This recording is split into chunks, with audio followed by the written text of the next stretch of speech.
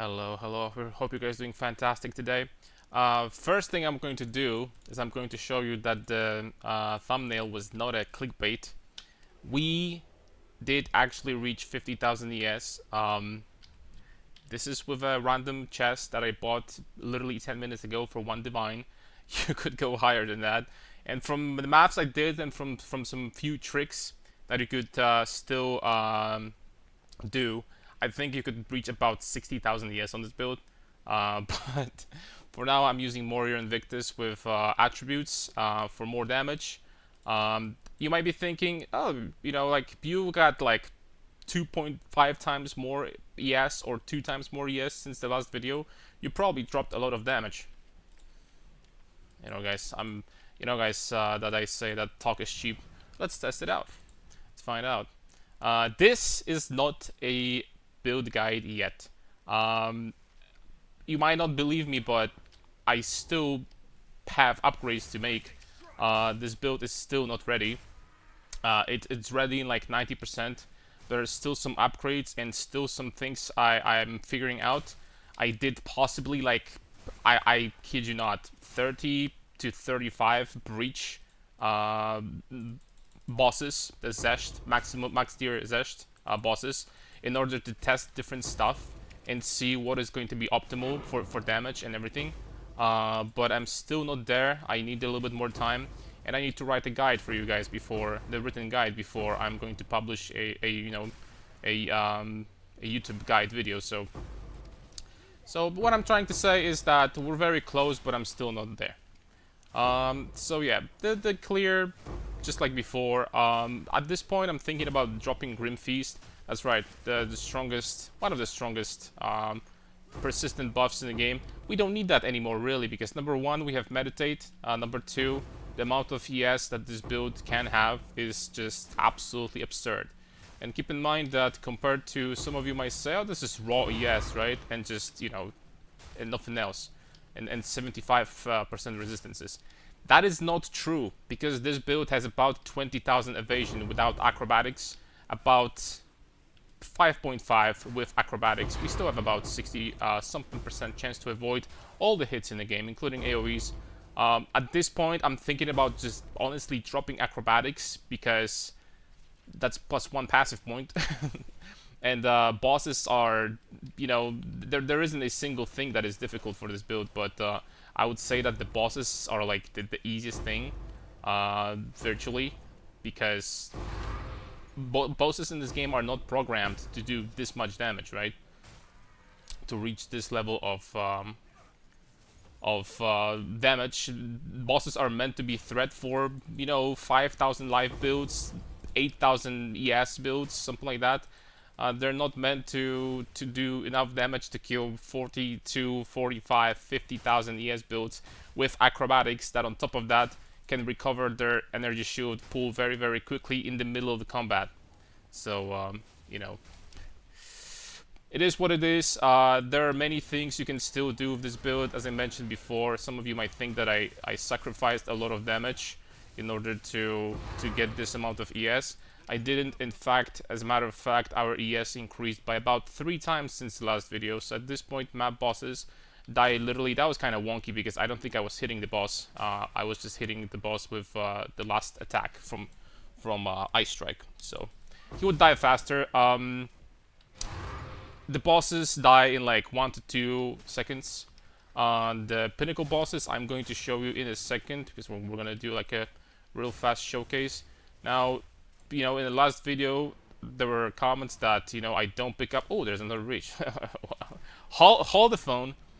In the last video where there were some comments that I don't pick up pollute and I try to mimic Elon Musk, in the famous, whatever you want to call it, like boosted account incident.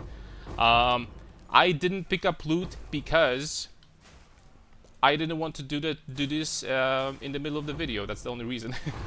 I did pick up the loot after the map, so I just realized that in this map, though, I will not be able to do that, because immediately after, I'm going to open up the Breach Lord, and guess what? I do not like doing cuts, as I mentioned before, because when the video is without cuts, to me, the video is just, you know, it just seems a little more authentic. I don't know. It's just personal preference, I would say.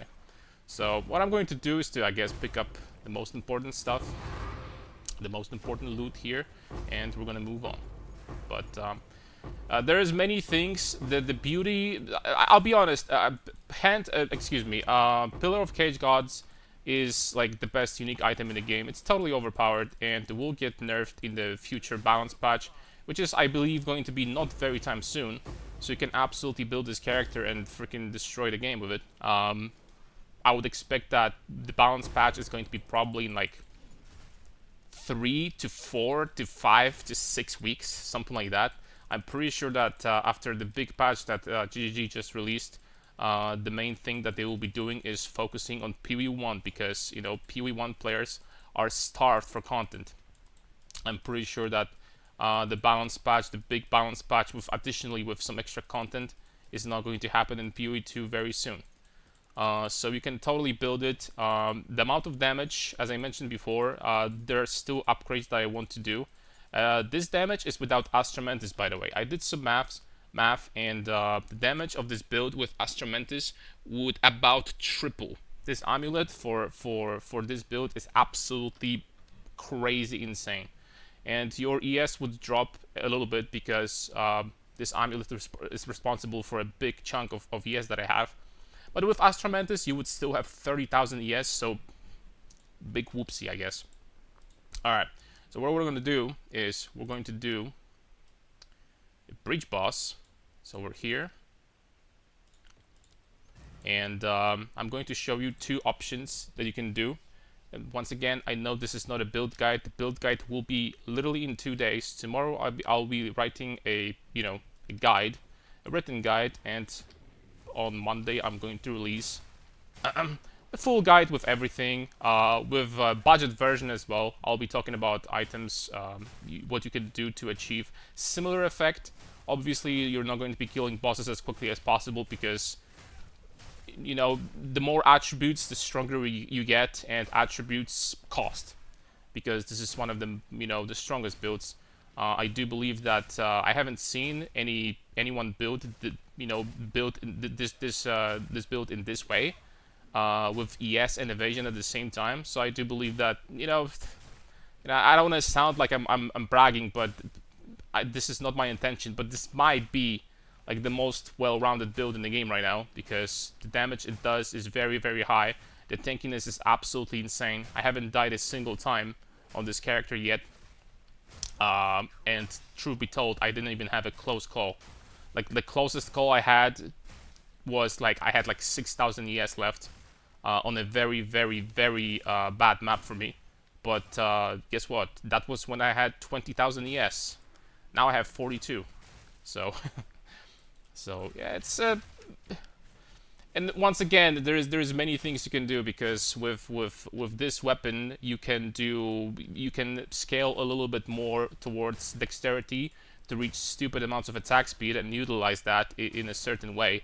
For example, with cast on shock or something like that, the more attack speed, the more you utilize that. So that's a very strong combo. You can increase more intelligence to get more mana. More mana gives you more ES. And at the same time, more intelligence obviously means way, way, way more damage and area from this, right? The reason why I'm stacking strength for the most part, you know, there is a reason. We're gonna talk about it in the video guide, but yeah. This is the reason why I'm getting such insane amount of ES.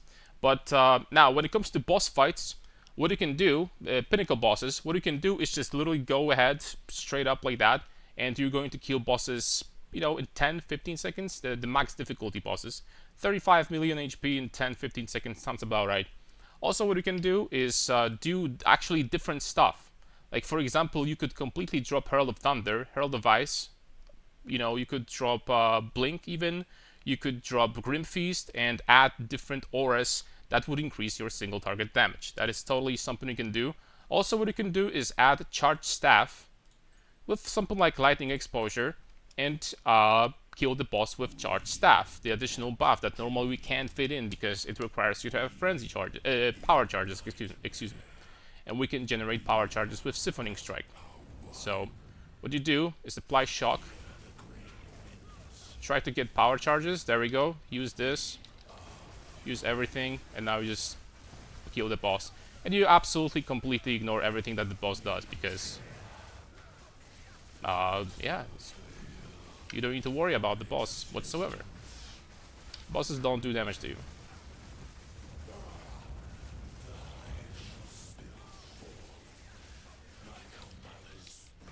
For some reason that was slower than I thought it's going to be, but more or less that's how it works. It would be faster, once again, if I added different auras that add damage. And also it would be about 3 times faster if I add Astromantis instead of this. With Astromantis, this build reaches like, you know, a godly level of power that, you know, 30,000 ES with acrobatics, with this amount of damage at the same time. I would consider that the strongest build in the game, period. Unless someone is going to show me something better, please go ahead. I'm very excited to learn what people do and what crazy strong combinations of, you know, different stuff they do in PoE. Because I'm a nerd and I love to see, you know, what people do and, you know, do calculations and math and stuff like that. So that's what it is. But that's going to be it for today. Thank you very much, guys, for watching. As I mentioned before, in 2 days, on Monday, we're going to have a full guide. Tomorrow, I'll be writing a guide on Mobalytics. And today, after I release this video, I'm going to stream on Twitch. So if you want to see the stream, the live stream, the link is down below in the description. So thank you very much for watching, guys, and see you on Monday. Peace.